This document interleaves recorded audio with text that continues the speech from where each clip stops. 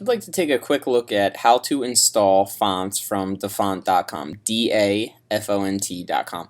I'd like to keep you guys just on that website. Reason for that, sometimes viruses and other problems can be hidden within fonts, so it's not really safe to use other websites. This one we happen to know is safe. We've been using it for years now. We haven't had a problem yet, so we'll kind of just try to keep using that one for now.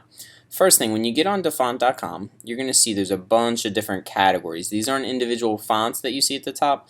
These are, full categories. So if I go to calligraphy, I can look through and, again, there's a bunch on this first page, and then if you scroll to the bottom for this category, there's actually 25 different pages. So let's say that I liked this Black Sword font. If I want to see more about it, first off, I can click on it.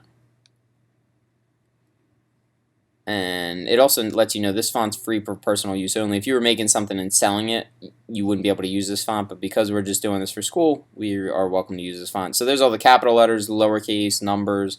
They've made everything for this font. Now, some fonts won't have all of this filled out. For example, maybe the font doesn't have uppercase letters. If that's the case and you try to type an uppercase letter, chances are that Photoshop or whatever program you're using will just revert to some other font. So anyway, let's say I like this one. I'm going to go ahead and download it. There's a couple ways to get to this. First thing, if you're using Chrome, in the bottom left, it'll show you where it downloaded it. But let's say I missed that, or I keep going and I do other things, and then I come back and I want to install this. Easiest way to get to it is if you click on your background so that you can see Finder at the top, you can do Go Downloads. That'll be where it just downloaded to. So this will be the same if I was using Safari. It should go into your Downloads folder. Here's that Black Sword one that I downloaded, so I'm going to double click on this. It happens to be a zip file. Sometimes you'll have to do that, sometimes you won't. It then extracted itself, it unzipped itself. It's now a bigger file. It's called Black Sword. And the one you're looking for is always .otf or .ttf. Those are the text fonts that you're going to find. I'm going to double click on this. So this is the font itself.